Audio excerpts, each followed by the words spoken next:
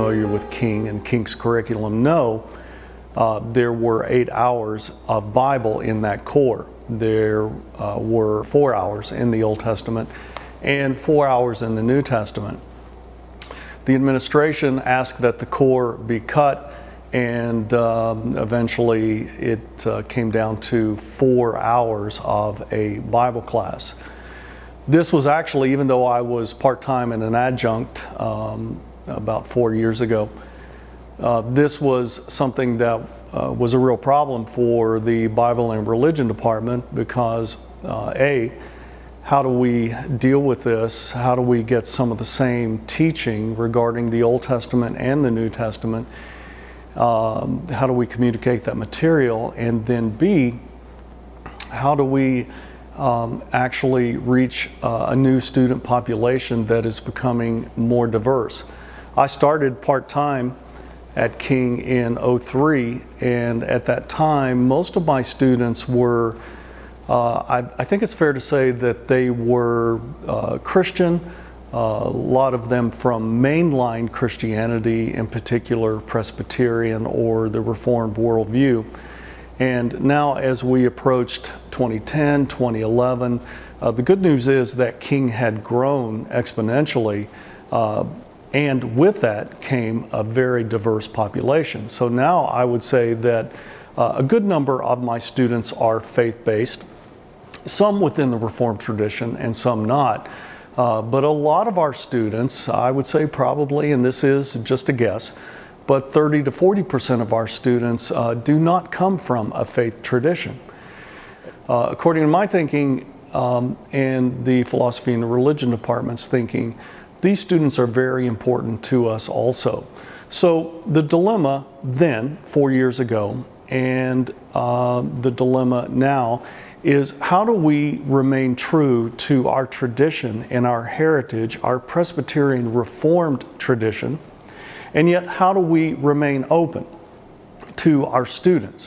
One of the things that I'm deeply committed to is that all of our students not only have a liberal arts education, or at least some aspect of liberal arts education, but that all of our students at some point in their academic career at King, that they have an understanding of what a Christian worldview is.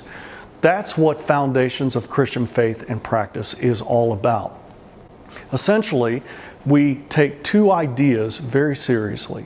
One is, of course, the centrality of the gospel of Christ. And so even though we spend half a semester in the Old Testament, which I think is very, very important, we spend half a semester in the Old Testament, but eventually that is leading and that is moving toward the New Testament and, of course, Christ.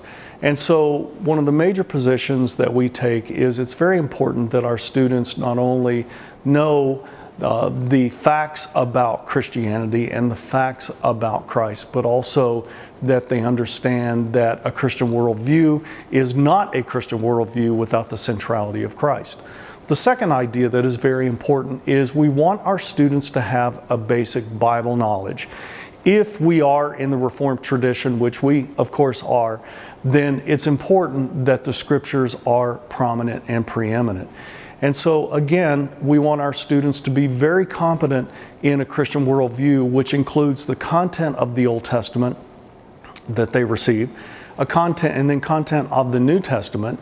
And at the end of this class, we want them to know basic content for a Christian worldview. However, I want my students to be educated and informed. I want this to be academic. Not only do we want passionate faith, but we also want reliable interpretation of the scriptures. So those students who come from a Christian worldview, we want them to be very articulate. If we're going to go out and transform culture, then we must be educated and we must be prepared for this. But then even the students who say do not come from a Christian worldview or are antagonistic to a Christian worldview, we still want them to be educated in a Judeo-Christian worldview. We still want them to be able to articulate this. And so again, this, in my mind, goes back to our tradition at King.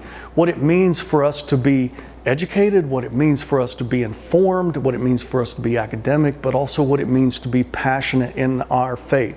So even though now we do not have a course that is exclusively dedicated to the Old Testament and the New Testament, Foundations of Christian Faith and Practice, half of the semester is Old Testament, half of the semester is New Testament. And also we want our students to be able to think theologically based on those facts.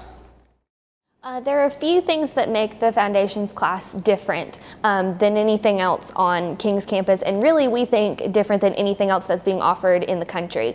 Foundations is a class that covers from the Old Testament all the way through to the New Testament, and it's broken up into 12 themes.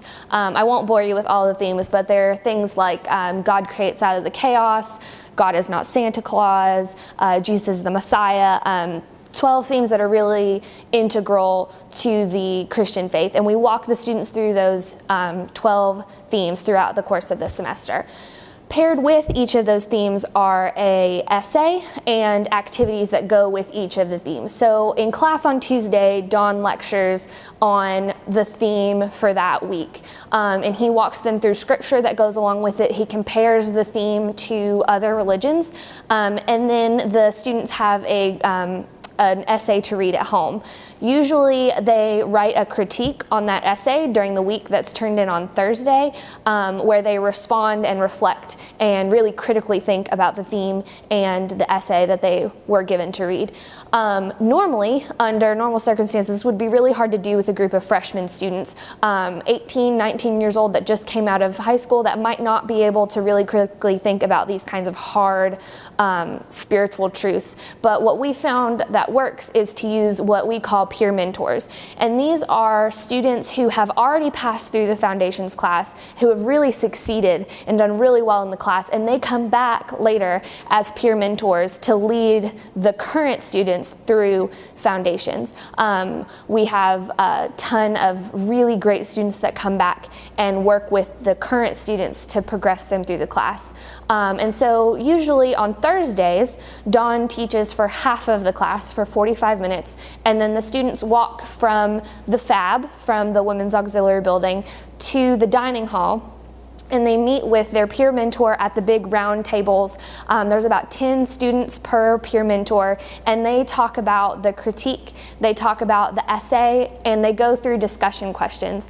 And as the TA coordinator and administrator, I get to hear some of the great conversations that they're having every week in the dining hall. It's amazing to hear students talk about how a movie relates to God, or how they can see that the church isn't handling things like sex trafficking and the foster care system well in the United States. Really hard things to talk about, and they're talking about things like this every single week in Foundations. It's incredible to see.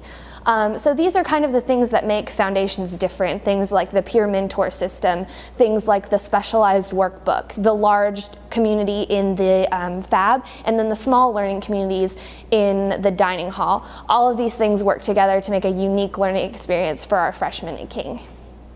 Dr. Don Hudson's class has affected me greatly as a Christian.